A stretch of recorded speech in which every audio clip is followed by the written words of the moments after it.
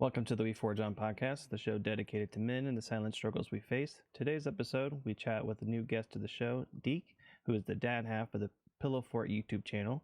He is a father, husband, and fellow content creator. Today, we talk about parenting, workflows, and some of the passions that we have come from media that we consume. Let's roll into the intro, and then we'll continue into the episode.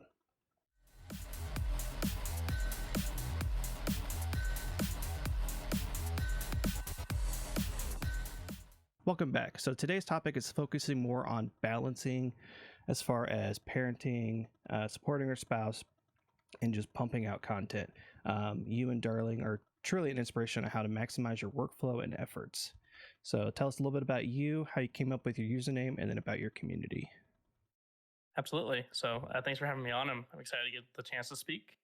But yeah, as Soaring said, I'm Sir Ducky or Deke or even just Derek. And I work side by side with Lil or Darling and Death in the PillowFort. I guess I came across my username. It's a long string of things that happened from a child. My first online username that I always go back to was Jersey Deke, because I was born in New Jersey and Deke was my nickname that my parents gave me. And that was used back in like 2004 on fantasy football on Yahoo. That was my fantasy football Yahoo like online name, and every name that I've had for derived from that. Sometime in high school, I just ended up transitioning to Sir Deke, and it's just kind of stuck with that ever since. And Ducky's been kind of a derivative from that, just because some people like to take Deke and get a little fancy with it and pronounce it in some different ways. So we solidified it as Ducky. So Deke or Ducky is fine. I like both of them. But yeah, as far as the PillowFort goes in the community, Lil and I really just wanted to make a really welcoming, friendly zone for people to have the chance to speak about themselves, feel comfortable. We went with the PillowFort because that's the idea of like a comfy Friday night, and family friendly oriented, building a PillowFort, fire, TV, just hanging out, having a good time. And so that's kind of in essence what we're looking to build with the PillowFort, and attempting to capture that every day. So yeah, that's a little bit about that. I love it. I know I'm part of the Discord, and I pop in every now and then when I get a chance, and just seeing spreading positivity, definitely the duck memes for sure, and then the various different games that you guys got going on. So as far as when it comes to content, so this is one thing that I struggle with is, do I come up with a script before I start the content, or do I come up with ideas along the way? What is a way that you guys focus on? I think it's interesting because I think both Lil and I are at kind of a stage in our content where we've tried a lot of different ideas. We've had different ideas that we've worked through, whether it's just live streaming content being the majority of focus that we put our ideas into, to offline. And I think what the stage that we're at currently, where what it derived from, is we just want to play a game that we enjoy.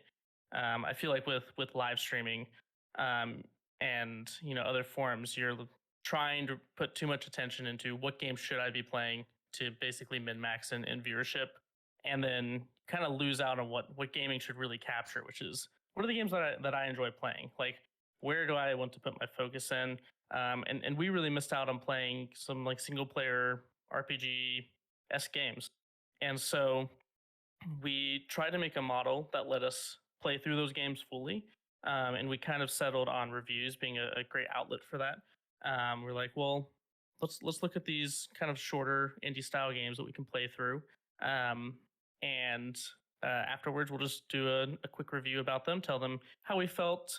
The reviews would be kind of like not fully structured and giving it like a complete score, but pretty much keeping the core feel of what the PillowFort is. It's like, hey, this was our experience playing it. This was our honest take playing through these games. It's a fun game. If you feel like you should play it, then go ahead. But I think there's also a little bit of thought behind, would this be a good game to review? I think they go hand in hand. I think if some people get too lost in either sides of creating content, either they get too focused on that model and creating a script, and it's like, I'm going to do XYZ. I have to like come up with new ideas every day. and other people just get lost in the idea of I'm just going to play this game and maybe people will watch it. I think we try to capture both of them, where there's a little bit of planning behind it, but ultimately we're just playing games at the same time. And I think it does a good balance of really speaking true to just the kind of games that we want to play. Yeah. I think it also kind of plays into like what type of content you're making. Like obviously a script would work better if you were reviewing like a tech product, or if you were doing like a, I guess like a D&D video where you're kind of breaking down lore and stuff like that. A script is obviously important there. But just for games, like I don't remember how many times while I was reviewing my VODs on Twitch that I found, oh, this is a funny moment. This was a funny moment, and it's never planned. And of course, I never write about it as I'm doing it. So I think it definitely plays into what exactly the end goal is and like what you're doing. Games, I think the moments happen as you're playing, because then you're also doing like your reactions to a particular moment. Like there was a video, I can't remember the game, but you and Darling were playing it, and the game went from this to all of a sudden you were playing Portal. And obviously you weren't playing Portal, but there was an aspect of the game that definitely invoked Portal. And so those moments happen purely by accident. And you can definitely tell that when you are watching the video after the fact. Yeah, I think half the time for us, it's linking a gaming experience with another one. I think that's what kind of builds on gaming experiences as you know play more and more games. You become more of an in-depth gamer. Is like, oh, this is similar to something else that I experienced. That one in particular, that was Trine 4, and there's a portal in there, and it was like, oh, this is kind of like Portal. And to us, I think it's if you can link an experience from one game to another, I think it speaks to more people. And I think people like to see that because, obviously Portal, I feel like is a game that most people have experienced. It's definitely up there, especially in co-op, which is, where a lot of our focus goes as well. So just for us, it was like you said, one of those moments. It was, oh, that was actually a really funny moment that obviously we had no idea was going to happen. So, yep, the cake is a lie. The cake is a lie. So what do you do for work? Because I know this is going to kind of play into the next question. Yeah, so I'm an analyst at a healthcare company. So pretty much day to day, I'm just working through spreadsheets. Might sound monotonous and boring to some people, but honestly, like hopping into a Google Sheets is what gets me passionate, and I like to try to like pull that into content. I think there's a lot of planning that goes around it, and Twitch and YouTube have a lot of analytics that you can pull, that you can kind of pull into a spreadsheet and build reports out of it. So it kind of lets me implement some of that real world into things that Lil and I are passionate about, in terms of looking at how performance is, but just some other things as well. But yeah, I do spreadsheets. It's basically what I tell people. But I do have the nice advantage of being work from home, and that's honestly great, just from like a family perspective. So yeah. So how has your full-time job shaped how you effectively create in your content? Yeah, it's a balance for sure. I think one thing that I feel is very important to recognize about content is no matter how passionate you are about it, it's still something that takes time. And I think time is something that needs to always, be considered. It's okay if something takes a lot of time if you're passionate about it, but it still is something that you're putting a lot of focus into that's maybe taking away from another area. And we love doing it. Like Lil crushes it on all of the editing that she does. She handles the majority of the editing, especially with the short form stuff.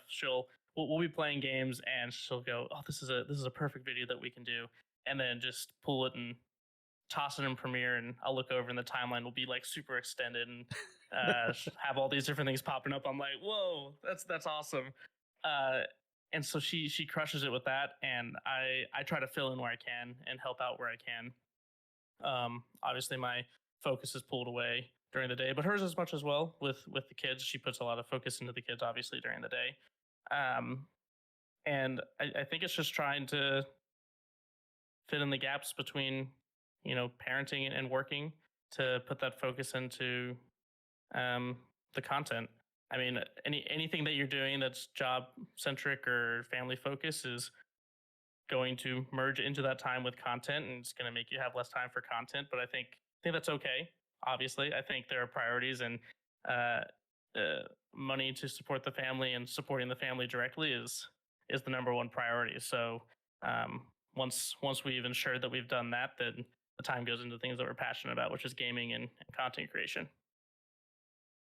Yeah, I'm always, how would I phrase this? I'm always inspired when I see either you or Darling post on the timeline, whether it be TikTok, YouTube, Twitter, just all the things that you're working on. I think she posted like a schedule of your content, and I'm like, holy crap. Because you're scheduling, you're editing, you're pushing out all this stuff, and it's just so awesome to see you guys crush it. Definitely inspires me, and I know other people are inspired. I think Yucky Sandwich is her name. She posted her time, like editing timeline, and holy crap, it intimidated me because I'm just now learning how to edit, and so to see that, and then obviously to see the final product is like night and day. She's in the background, Yeah. just laughing. But yeah, it's a lot. Like I feel like I'm in the same spot as you. It's intimidating to see, but I think it's kind of like it's really anything. I feel like you can make any type of work or line of work look intimidating from someone who's been doing it a lot and really working through it. And especially with editing, like if me personally, I look at where I was at editing back in even January to where I am now, just from picking up on things that she's been working on. Like I feel like I've advanced way further than I ever thought I would get with video editing. It's really just going in and messing around with stuff, and um, much like how I do in work and with spreadsheets. I'm like, well, I really want my video to kind of look like this. How do I do it? And then I spend 20 minutes going through the internet and saying, how do I make this do this, and how do I make this do this, and then kind of like combining everything to getting the output that I want from it. And then from that, then I just have that line of knowledge. I'm like, if I ever need to do something like that again, I have a general understanding of how it works. She's definitely the engine. I feel like that pushes the PillowFort forward. I don't know how she does it. Like I won't take away from me providing ideas and helping and supporting in areas, but she has this ever running motor for basically thinking through content that we've already produced and how to turn it into something deliverable. And I think it's really amazing. So I think as a husband, it's so cool to see other couples how they're able to lift each other up and realize that one person has a weakness and the other person has a strength, and it builds up on itself. I definitely see that with you and Darling, and I know that's how it is in my family as well. Like I'm the artistic bone of the family. If the kids want to create something, they're more inclined to ask me. But if it's reading, grammar, cleanliness, food related, they ask her because that's her realm. So it's always cool to see other couples lifting each other up because so often we don't see that anymore. We see people like dragging people through the social media storm. Crap, I couldn't even tell you how many like quote unquote celebrity couples exemplified the wrong way to have a relationship. So early on in your relationship, what were some key things that you were looking for as far as a partner? yeah, I think it's interesting when it comes to finding your partner that you want to spend the rest of your life with. You kind of get two sides of the coin. Either people say find someone like you, or they say find someone that's nothing like you.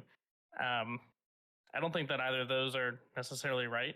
I know what works for us.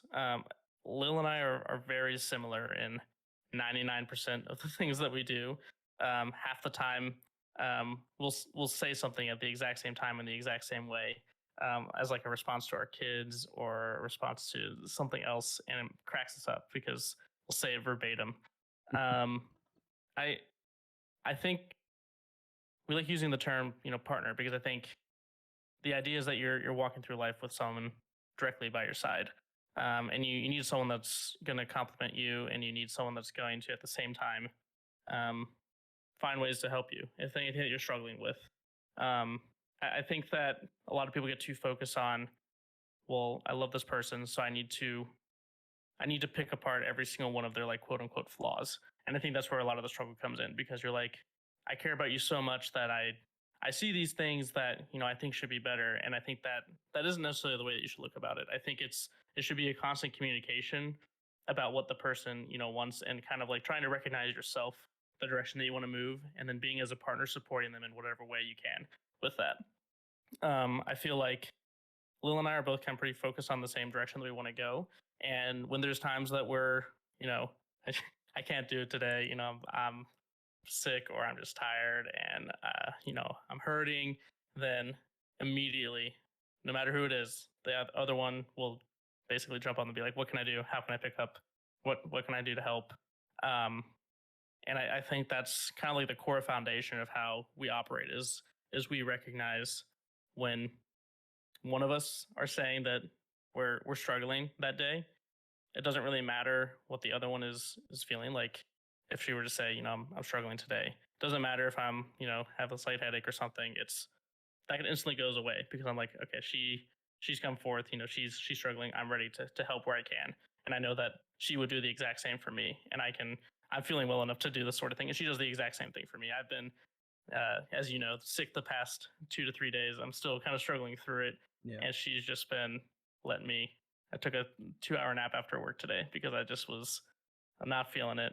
And I do the exact same for her. It's just a constant turnover of what can I do to help? What can I do to help? What can I do more? And I think it really works well. And I feel like people worry that if they constantly put themselves out there, that's where, burnout happens.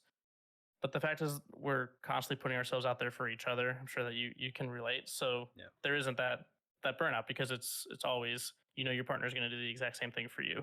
And so there's always a level of rejuvenation and time spent together that is rejuvenating. And I don't know, it's honestly been fantastic and great.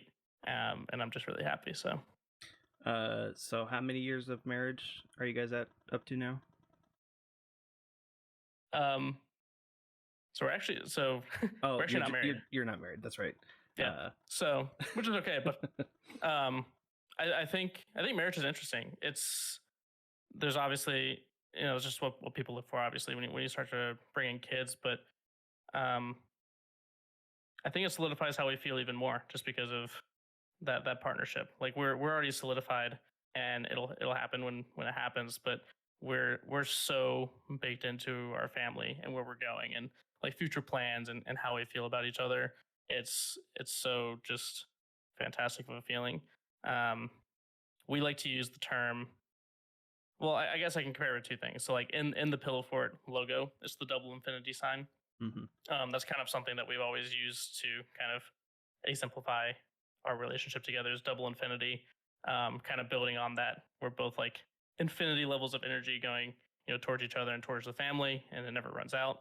Um, and we use the term twin flames, which is a kind of a mystical type term that basically it's kind of similar to what's the word I'm going for? Like soulmate, but it's a step beyond soulmate. There's an idea that like there are multiple soulmates for people in the world, but the twin flame is like where those two burn brightest, and that's how we feel about each other. It's kind of like that constant call towards each other that kind of led to this moment. So yeah. Let's see. I would definitely say me and my wife are about the same way in that regards. The double infinity. there's a lot of things I'm passionate about. There's a lot of things that she's passionate about. And the whole point of everything that we're doing right now is to um, make sure that both of those are met. She fulfills me when it comes to help me get the podcast into the best form that it could be. And then I'm also helping her cleaning out the storage room, creating a space that she can kind of do the things that she needs to do as far as homeschooling the kids. And then she does have some wants, like she does want to start a candle making business. And we've already tossed around the idea of different scents and how we would go about doing it. So, like, my creativity bone is able to help fuel a passion of hers because then I'm able to get her to think about different things. Um, and so I could definitely identify with the dual infinity. You don't necessarily have to be married. I think a lot of people put too much stigma on the whole having that certificate thing. Like, because me and my wife, we act like we were married before we were even married. Like, we met in high school, and to all our friends, we were like the old married couple because we didn't fight. We knew what we wanted in life, but yeah, you don't need to have a marriage certificate to be at your level, and I'm happy that you guys are at that level. Yeah, So, it's kids. I was going to comment just on your the candle making. I think that's awesome. Like being able to kind of put your thought process out there and get to talk with her. It's very similar to how we work, and I think that's the thing is like you getting to fuel her passion with kind of your expertise is just really great. I know that she does the same for you through content. It's just a constant level of talking about and basically putting forth ideas. I think it really is really helpful. So I really hope that she can get the scent down for this one, but I've been really wanting like a stormtrooper candle that's all white and it has a wooden wick. Probably has one that like sparks or whatever, and I just want to make a pun on the fact that they always miss. And I don't know how we can translate that into a candle, but when we do, I'm excited for it. I like it. So kids. So I have two kids. I have an autistic 12-year-old and have a very OCD 11-year-old. And it's been a ride. Mm-hmm. So what has your ride been like with your kids? And correct, you have three. Three, yep. Okay.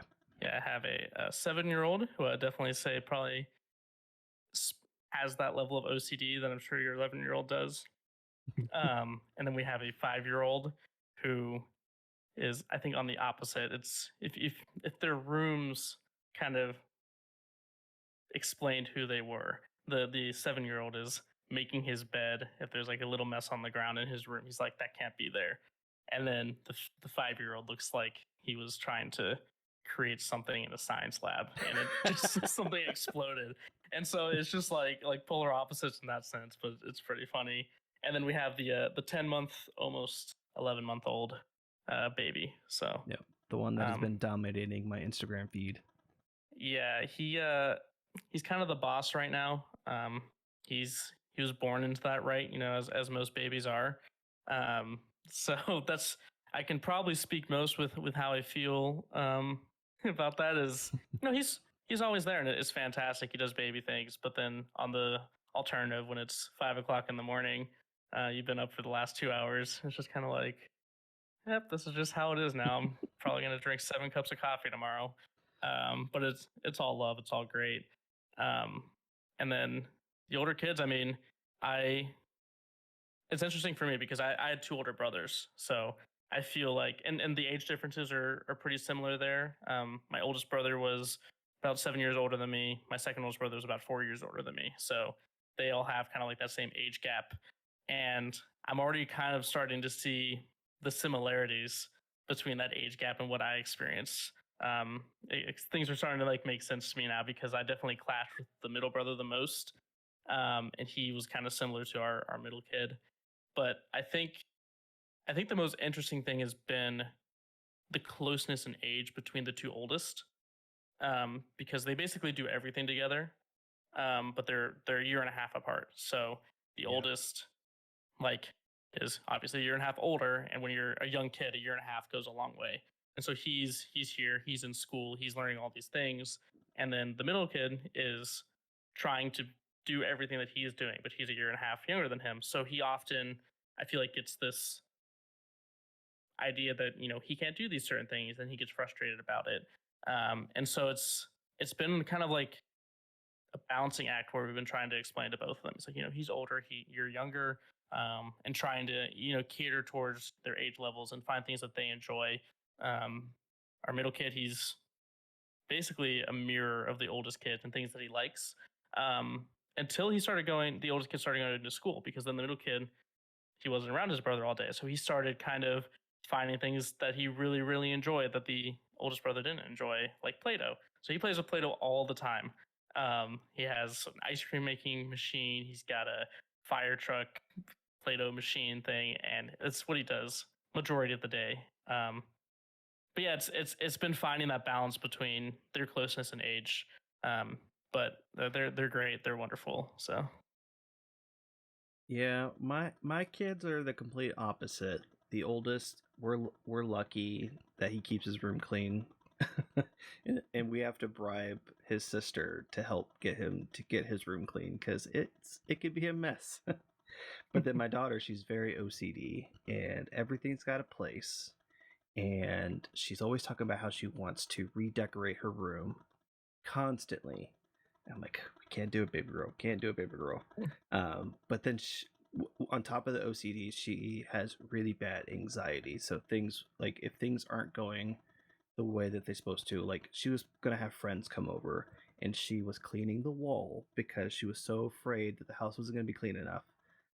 Because she wanted her house to be the sleepover house. And so it's so weird seeing how both kids are like the complete opposite of one another, and then the balancing act between a full-time job and then them and then the content we're making. It's some days it's smooth ship, other days it's oof. Let's try again mhm. tomorrow. um, but yeah, I've always wanted to be a dad. I said it in the episode with Margu. Of all the things I wanted to be growing up, a dad was like number one. Mhm. And to be a dad has probably been the single most fulfilling thing. Um, Obviously, being with my spouse for, let's see, this would be 13 years in November. Obviously, she's the first best thing, but when they came in my life, it felt like the circle was becoming more filled. And now I'm at that point where like I need to find something I can do from home so I'm not having to constantly keep leaving them. Because I love my job, but I hate that I have to leave them to go do said job. So it's a ever balancing act. It's trying to keep all the plates spinning. I know exactly how that feels because I definitely had a stage where I was in office, and it just, I didn't like it. Obviously, I mean, ultimately, what needs to be done to bring finance into the household is it needs to be done. It's one of those inevitabilities in life that can't be avoided. Yeah. Um, but I would definitely say you should push for finding work from home if it's definitely in your capacity. It's kind of a great feeling. Um, but yeah, I agree with you on that, like wanting to be a dad. That was definitely something that kind of solidified in my soul from a very early age. I feel like it's interesting because some people want to be dads because maybe they disagreed with how their dad was a dad to them. They're like, I'm going to be, better dad than my dad. I don't really feel that. I feel like my dad was a pretty cool guy. I just always wanted kids to play games with. I don't know. I I recognize that like the best moments of my childhood were when like my dad was playing a game with me. I thought it was the coolest thing. He played Kirby Air Ride with me one time on the GameCube and had no idea what he was doing. And I was like, this is the coolest thing ever. My dad finally for once I'm better than my dad at like a sport or a game. And I enjoy those moments with my kids now. If we're playing like Mario Kart and they're running into a wall, and it's like, oh come on, you got it. Just keep on driving. It's it's a ton of fun, and from a fulfillment level, it's just one of the most surreal and interesting feelings because you're responsible for these young people that can't take care of themselves. They have no way to take care of themselves. They rely on you as a parent to be there for them. And I think in those moments where, if the two oldest kids are, yelling at each other, the baby is really upset and we can't figure out why he's getting upset. Um, I think to myself, it's like, well, I was a kid at one point, and I knew exactly what I was feeling as a kid, and like I knew those times where I just didn't understand, why I wasn't getting maybe the most attention at a given point in time. And I think it kind of like brings me to their level a little bit, which I appreciate. I'm glad that I feel like I can still kind of be a kid with them and see what they need to help and like understand where they're coming from. If they're like the oldest kid, he loves Minecraft and he's like, I just want to play Minecraft all the time. And I'm like, I know you just want to play Minecraft all the time. That's what I wanted to do, when I was younger. I just wanted to sit on the GameCube and play, Mario all the time. It's like, and we're gonna find ways to let you do that, but we also gotta do other things too. And you play family games together and board games and go outside and go on walks to the park. And I think it's just, again, it all comes down to balance. And I think that as a parent, even if you want to let them, play games 24/7 because that's how you wanted to be as a kid, you also have to be like, but I understand why you can't play games 24/7 because, then you just zone out on that. Yeah. So I grew up as the oldest of 5 kids. So I had 3 sisters and a brother. And I identify with my oldest son like so much because a lot of the things that he's going through, I went through, having to deal with like how to treat your sibling. You can't, just because your sister is making you mad doesn't mean you have the right to be able to hit her, or you just got to learn to deal with your stuff. But yeah, the reason why I wanted to become a dad was mostly because I wanted to give my kids something I didn't have, and I didn't always have the safest of environments. Um, and so being able to give my kids a much safer life has definitely ticked that box for me with the fulfillment. So, to get a little bit off topic, we've been talking about balancing. What was your first? What would you say would be your first memory with video games? First memory with video games. Yeah, I'm trying to bring a little bit of levity. The last couple episodes have been kind of a downer. It's the N64. Uh, we had the N64 in like this laundry closet. I don't know why it was there. It wasn't in like a main room. It was like if you wanted to play the N64, you had to sit in like this tiny little closet with like this little TV set up on it. And I remember sitting there watching my brother watch his brother, or like our oldest brother, play Star Fox 64. And my middle brother wouldn't play the game because he got scared of Andros in it. And he was terrified of it. So he had to have his older brother play. And he was just like afraid of games in general, just because of like the fighting and different stuff. And so I would just sit there like behind him, like barely being able to see any of it. And then he would be standing there watching our oldest brother play. And I don't know, it's gaming, I feel like has been so entwined with me, especially as a kid. I had an interesting style with it growing up. We weren't allowed to play it during the week. We could play it on, or we weren't allowed to play it on school nights except for Sundays. We could play it Friday, Saturday, and Sunday. Um, and so to me, like gaming was always focal into this small subset of days. And so like once Friday hit, I was like, all right, playing, uh, Incredibles 2, which is like a co-op game that you can play on the GameCube, and like me and my brother would play it. And obviously N64 and the GameCube were kind of what I grew up on. But in terms of like earliest, I feel like it has to be that. I can't really think of anything else. I do know maybe another one. My brothers couldn't beat Super Mario 64. They were on the last Bowser and they couldn't beat it. And uh, it's like a really interesting memory. And I don't know if it played out like this exactly, But my mom, I recall her, she had just come home from a garage sale and she was like, "Hey guys, I got Pokemon Snap." And we're like, "Oh, that's really cool." And then I was like, "Hey guys, can I try to beat Bowser?" And then I beat Bowser and I got like super excited. I was like, "Whoa, let's go!" But my youngest sister was a baby at the time, and she was sleeping. And my mom had told us to be quiet, and so then I got grounded, and I wasn't able to play Pokemon Snap because I woke her up. And I was happy because I was like, my older brothers couldn't beat Bowser, but I could. And um, yeah, I don't know. It's just like little moments like that. It's interesting. I feel like gaming over time has changed with me. It started out as like this little novelty thing, and or novelty kind of pastime that I just really enjoyed doing. It was a lot of fun, and obviously like kind of defined me as a person growing up. And then in high school, once I got into the competitive stuff, it became more of like a it's like I need gaming. I got really into League of Legends, and then Overwatch, and then I was into esports in college. And I ran the esports club at my college. So I got really invested into like video game as kind of a lifestyle. And now I feel like I've backed away from that and now am more into the content. So it's like a different step where we're putting a lot of like that passion in that I can kind of redirect it without feeling like I have to be, the very best at a particular game. So Like no one ever was. yeah, exactly. Yeah. I Pokemon think, Snap.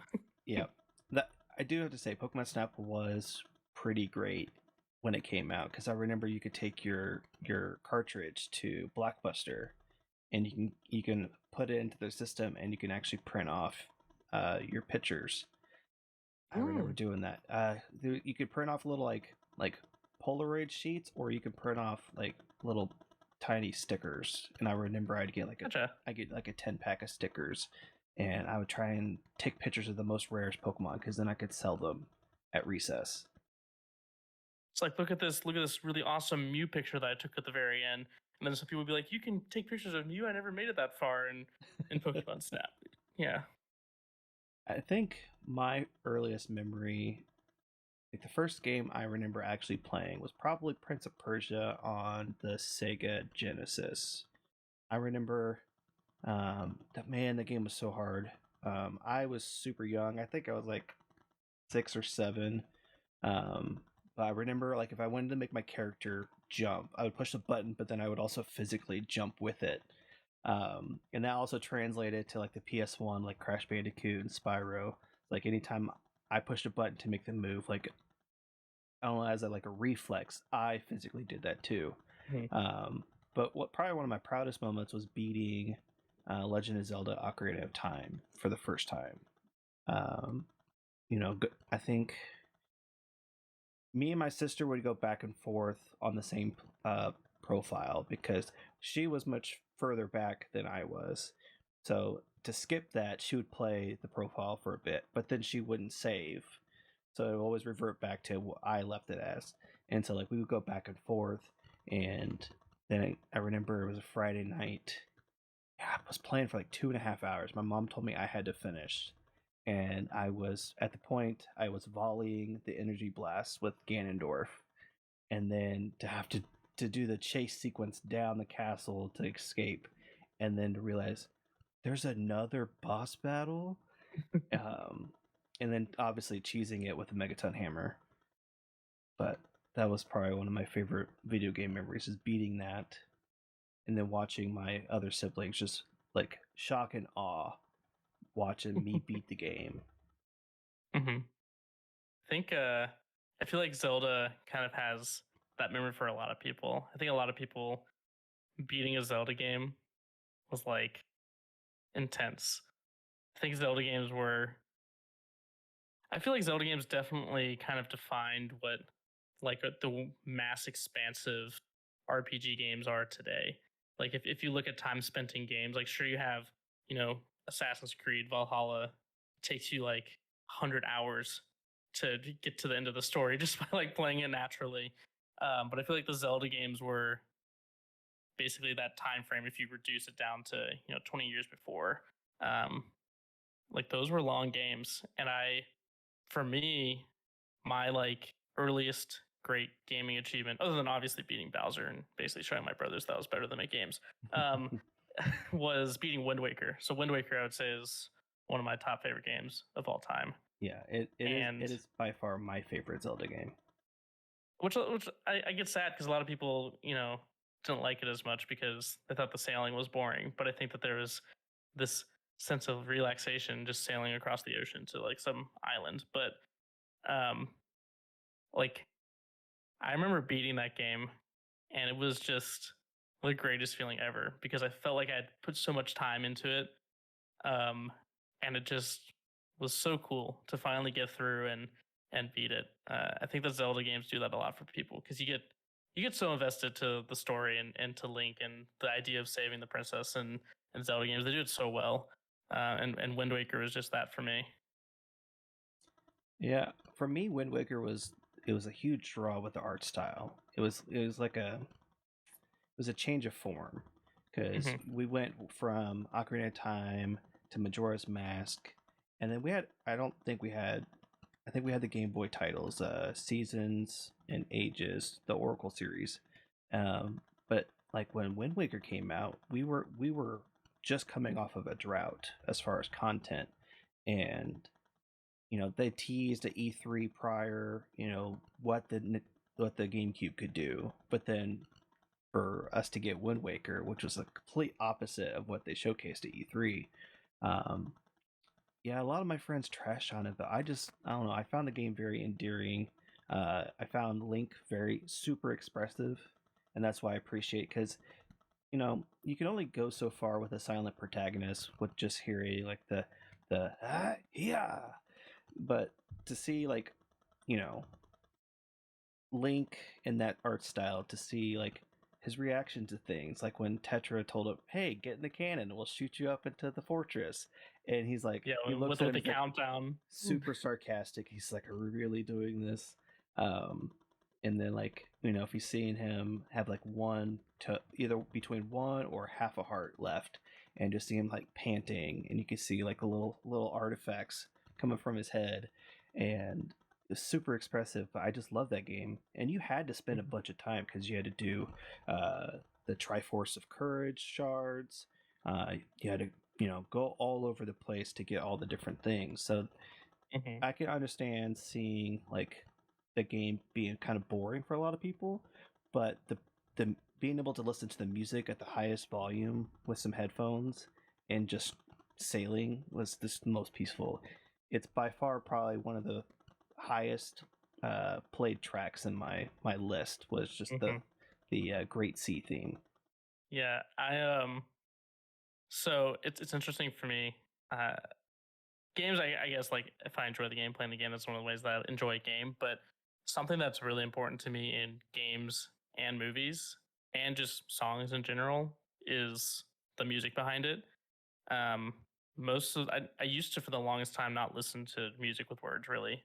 Like I knew classic rock because that's what my dad listened to, but like I'm really bad at knowing names of songs and bands behind them because I just listen to the music. And normally I like listen to a song and I'll show it to Lil and be like, "Hey, listen to this song. It's really good." And then like just say, "Do you hear what they just said in the lyrics?" And it'll say something that's like completely outlandish. And I was like, I don't even listen to the lyrics. I just listen to the music and kind of like the beat behind it. But it's the same way for games and movies. So Wind Waker is up there. Like I put that soundtrack on while I'm working and just listen to it.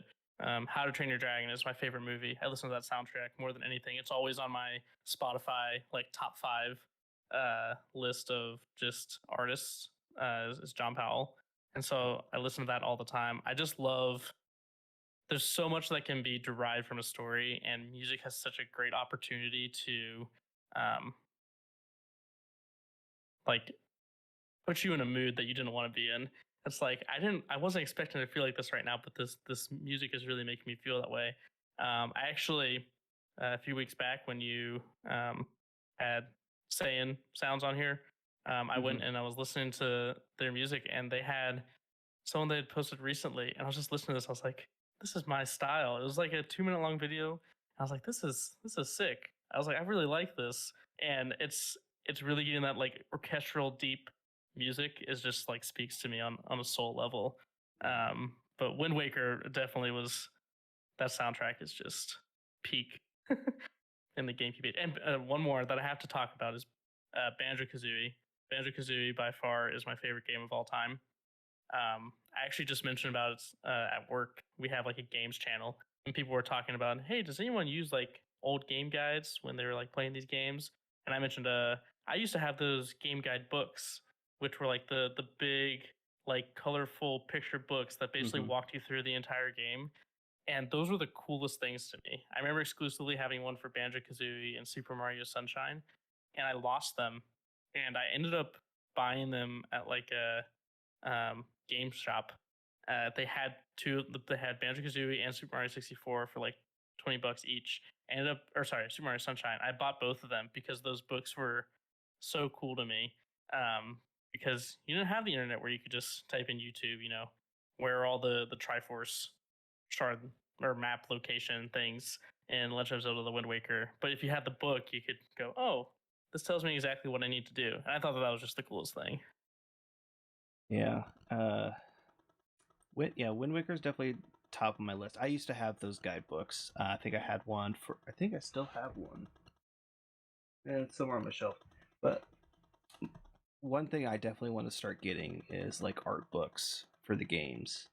Um, that's where they really start to delve into like the weeds with things that were cut from the game, things that they definitely like pushed forward. Like I know Breath of the Wild had a lot of cut content just because they were trying to get the game out, and so I definitely want to get those art books. But Banjo Kazooie, I played that a couple times. The music is really good. Like you were talking about it, and I can remember the intro music. Um, but as far as favorite game, I think for me it's probably Heart Gold Soul Silver for the Pokemon series because Gen 2 was my absolute favorite. I beat Pokemon Blue. I had all 151 Pokemon, so we got the 150. Then they had a event. Yep, you got the so cool. Yep. Yeah, I have.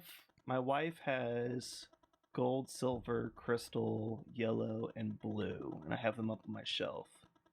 Um, but Generation 2 is my favorite and introduced a lot of my favorite Pokemon like Crobat and Magby.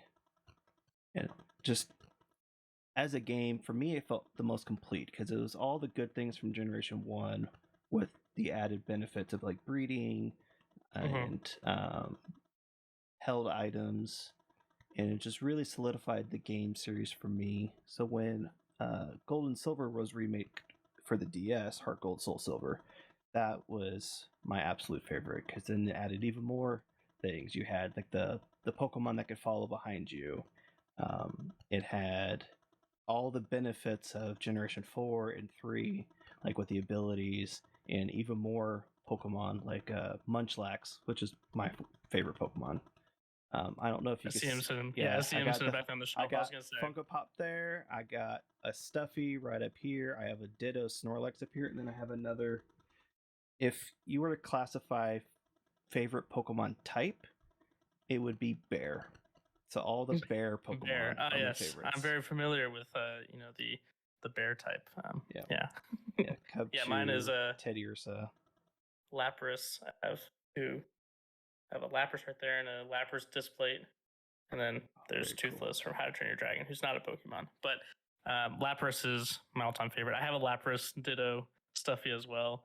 Someone got it for me at like a previous job that I had, and it cracked me up because they're like, hey, we thought you'd like this. And it just has like the derpy, like little single eyes and the Uh-huh. smile. And I was like, this is my favorite thing ever. Yeah, we have two of those. We have the Snorlax you can see, and then Uh-huh. up at the top of the shelf for my other Munchlax plushes, we have a Ditto Trubbish, which is a little Gotcha. garbage bag Pokemon. He's super Uh-huh. cute. But no, for me, Heart Gold, Soul Silver, you can't really have one or the other. They're essentially the same game with just a different coat of paint. But that would be my all-time favorite because it took a game that I loved and it cranked it up to 11. And I know some people Mhm. hate it because the pacing is weird and like, why are we going back to Kanto? And why didn't we have like an interesting story with Kanto? Blah blah blah. You can put your hateful stuff in the comments. I don't care, but that's my favorite game. Mhm. I I'm always Gen 1 is always gonna be my favorite. Like I said, I have this right here.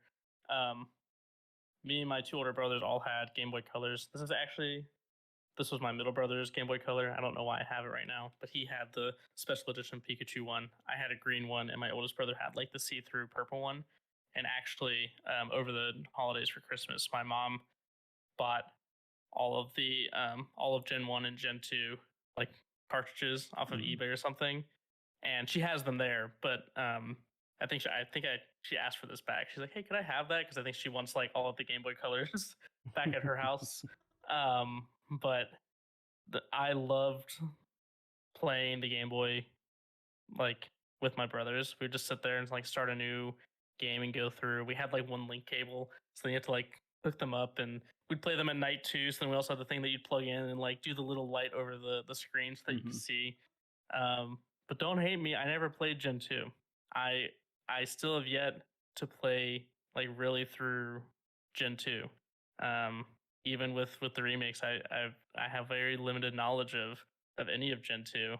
I kind of skipped over that because I think we didn't get um, we didn't get games that often as the kid. I think the Game Boys were more of like just a little travel novelty thing. So we got like the original Pokemons and then didn't get anything after that. And then I didn't start playing new Pokemon games until I got my DS.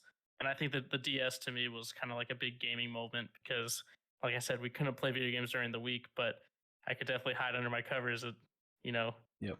the late hours of 8 o'clock at night, and play my DS. And then I was able to play Diamond was like my first entry in like newer gen games. But then I was also able to end up getting Emerald because the DS was the coolest, handheld cartridge or game device of all time where I could put in the Game Boy Advance games. And I was able to play Emerald also. But I never got the chance to play through, but we have them now because my mom bought them. So I'm like sitting here thinking I need to go back through and play like silver or gold or one of them.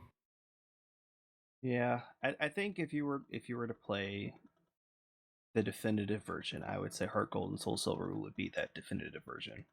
Gotcha. Just because it was all the things that made Gen 2 great, but then added with all the things that made all the other generations at the time great too.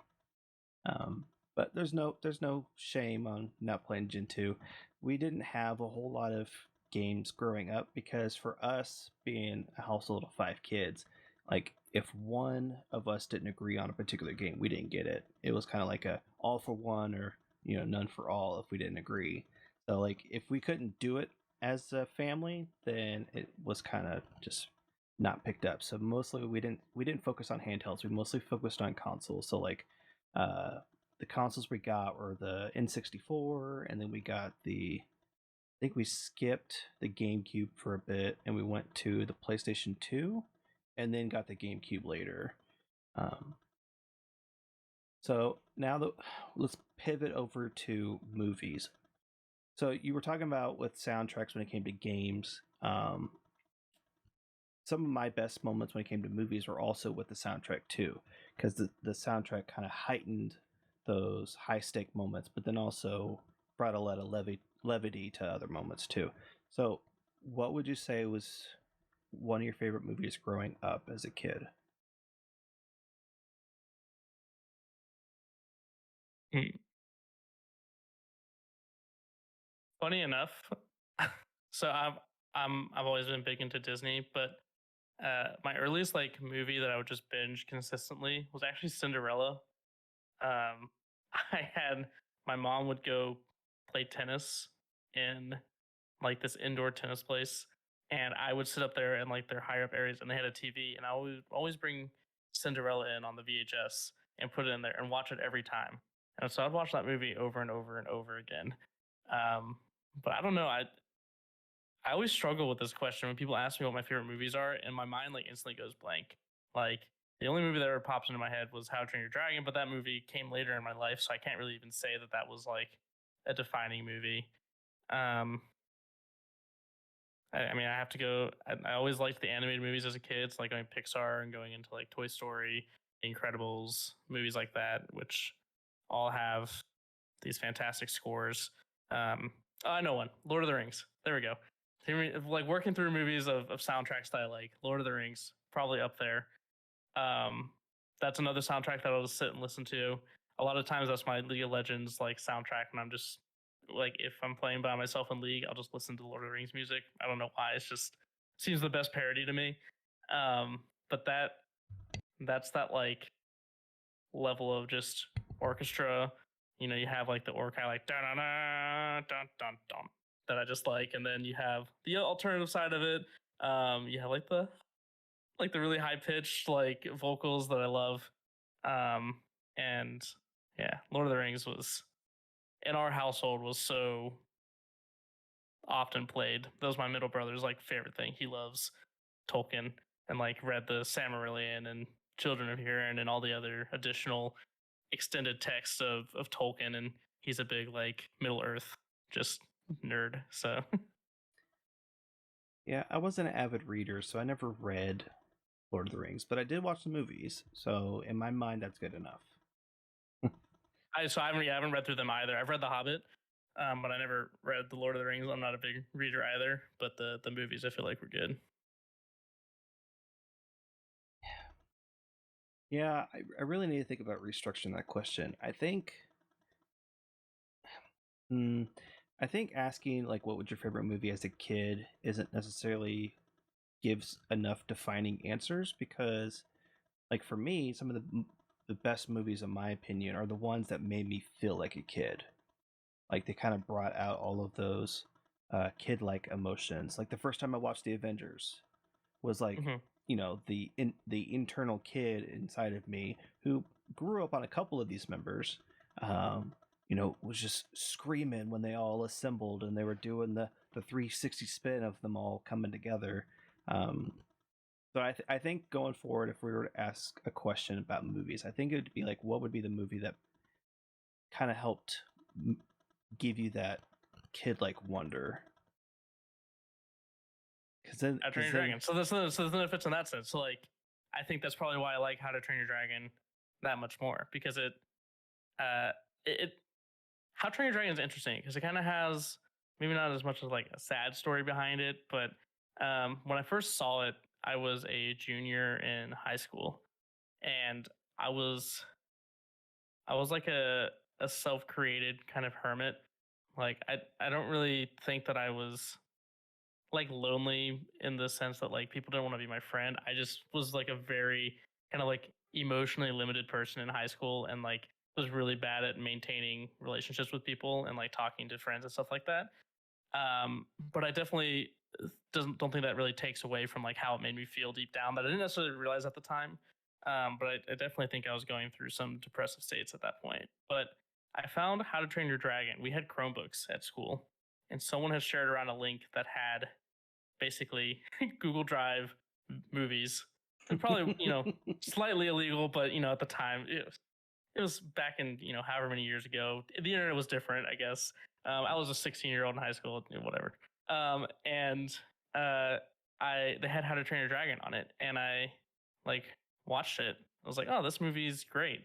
I didn't really know why. I liked the music, but I watched it, and then I watched it again, and then I'd watch it in my marine biology class because the teacher didn't really care. I'd sit there and just watch it, and then I'd come home and watch it, and then when I went to bed, I watched it too. I was literally like watching the movie 3 times a day, and I was just like, I don't know why. I was just consistently watching it over and over again, and I think like I really it really spoke to me because of like Hiccup in the movie.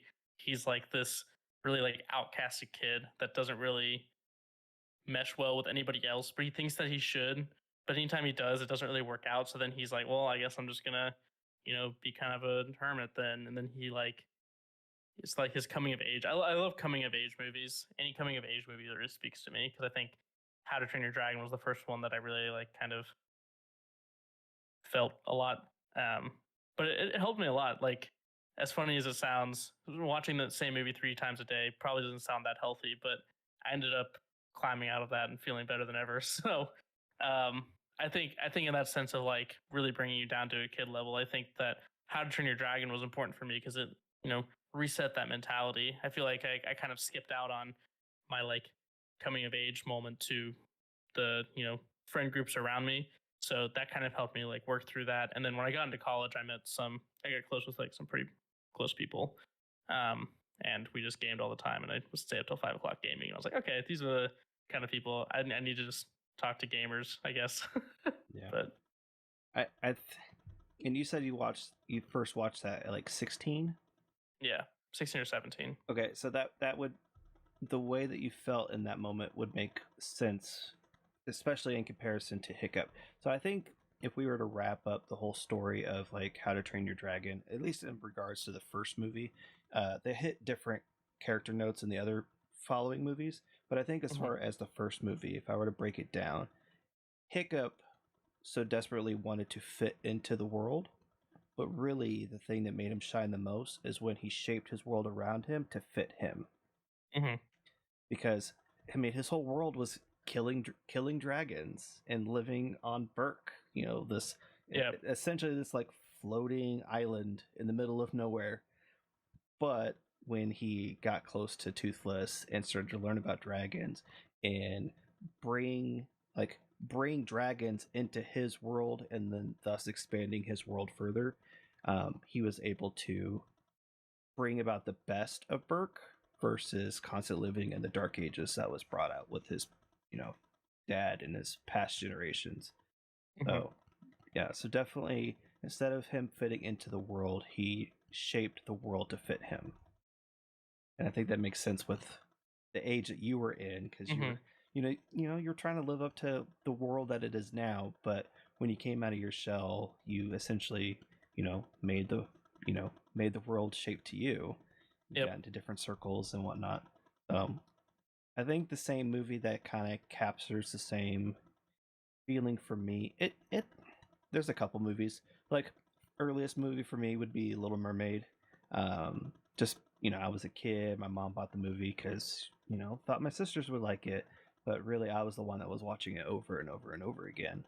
I think to the point where my mom had to buy a second copy, which is a hard thing to do back then because they were very aggressive with the whole vault system. A movie was only out for X amount of time, and then it would go into the quote unquote vault. Mm-hmm. So that movie helped shape my love and appreciation for redheads, thus allowing me to notice my wife when we were in high school because she was blonde, dyed her hair red, instantly noticed her. And almost 13 years later, here we are. But the movie that gives me the same feeling that you did with How to Train Your Dragon probably happened a little bit later in my life. I was a big Superman fan growing up. My dad had boxes of Superman comics. I was devastated when they did the whole Death of Superman series. Super depressed. Didn't want to go to school after I read that issue. You know, but when Brandon Routh did Superman Returns, that movie did the same thing for me. Because in the movie sense, Superman was gone for many years. The world kind of went on without him, and then when he came back, all these feelings started to happen. Like he still loved Lois, but Lois moved on. But she had a kid that clearly was his. And so there's Lex Luthor shows up and kidnaps them, and Superman has to save the day.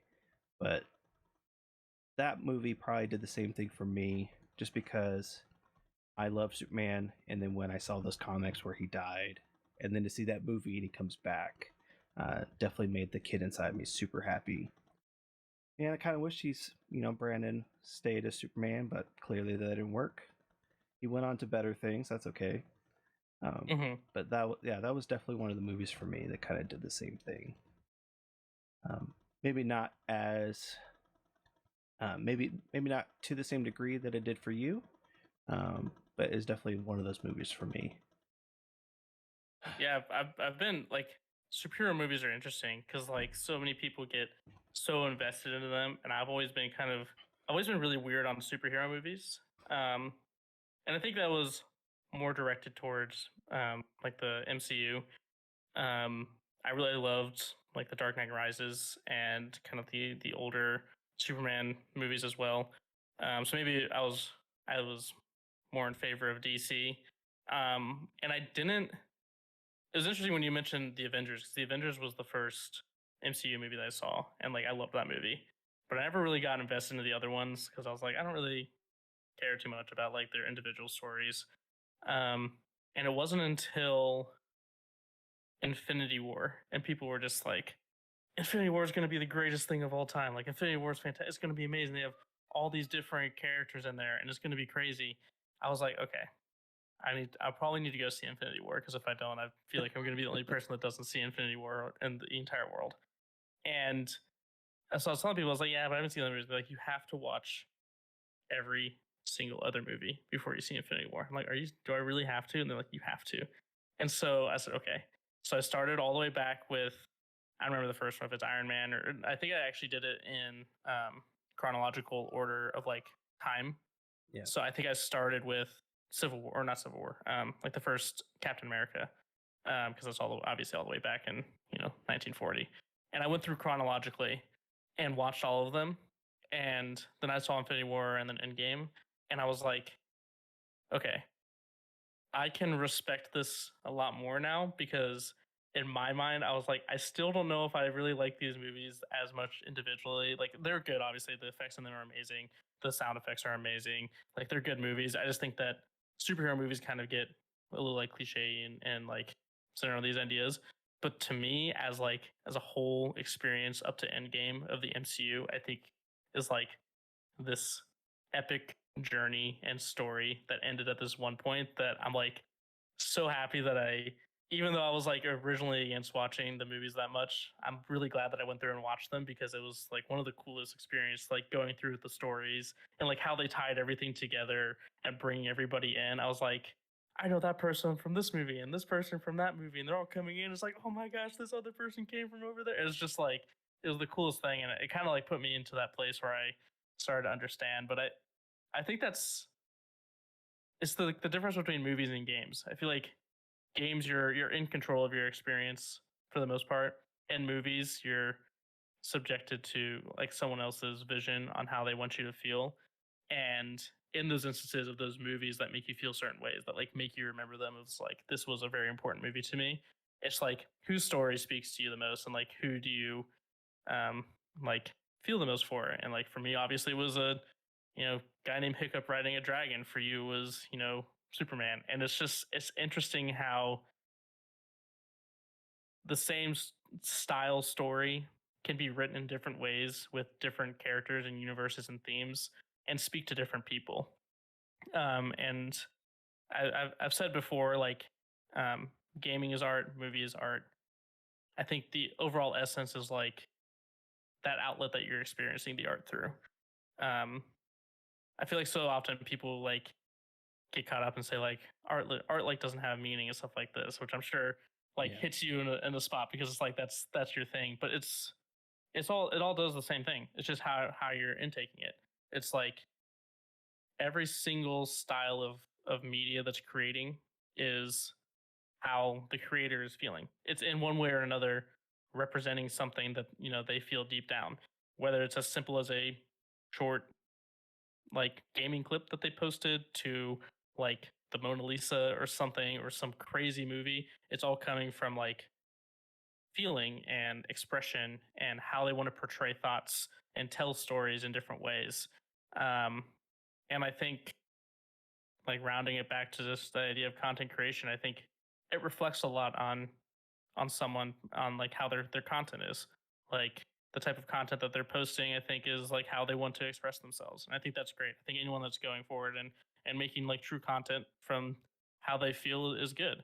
Like you having this podcast, you want to, handle these issues and focus and converse and talk through this stuff because it's important to address and for people to have that outlet to hear it as well.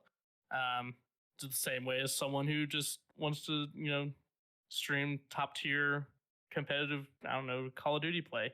Like they want to go through and like have an outlet for like them to share their like gaming skill. I don't know. It like to me, it's always an art form. from competitive gaming to like dramatic podcasts and stuff like that. It's just interesting. And I think like to say that one thing is like better than the other takes away from the people that are making certain styles of content. So Yeah, I guess if we were to boil it down, art's very subjective, and everyone has their own interpretations on how it is. Whether that's what the artist intended, like the emotions I can get from the Mona Lisa are going to be very different than what you get, but it could be drastically different than what the artist envisioned.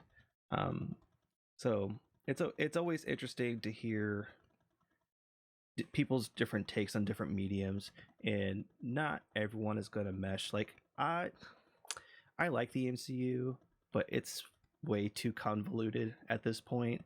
They have way too many stories that they're trying to juggle, and some hit, mhm. some miss, and a lot of them kind of just meh.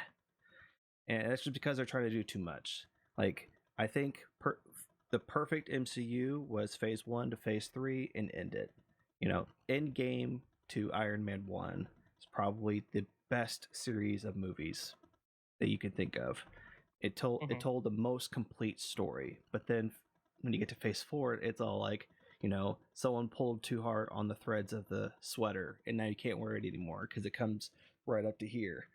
Um, so art is very subjective, and we all have our different intakes.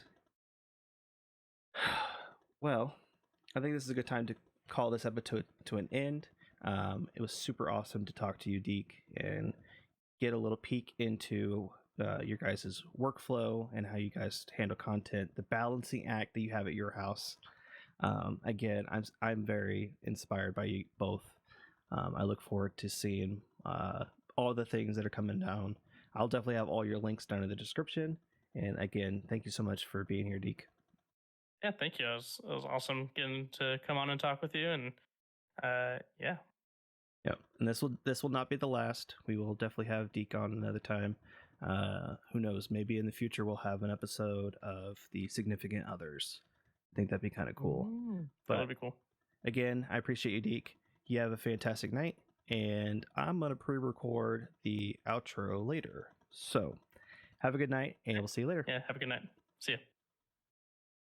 Thank you so much for watching this episode. The best way you can help the channel is to like, subscribe, share, and ring that bell icon to be notified when new episodes drop.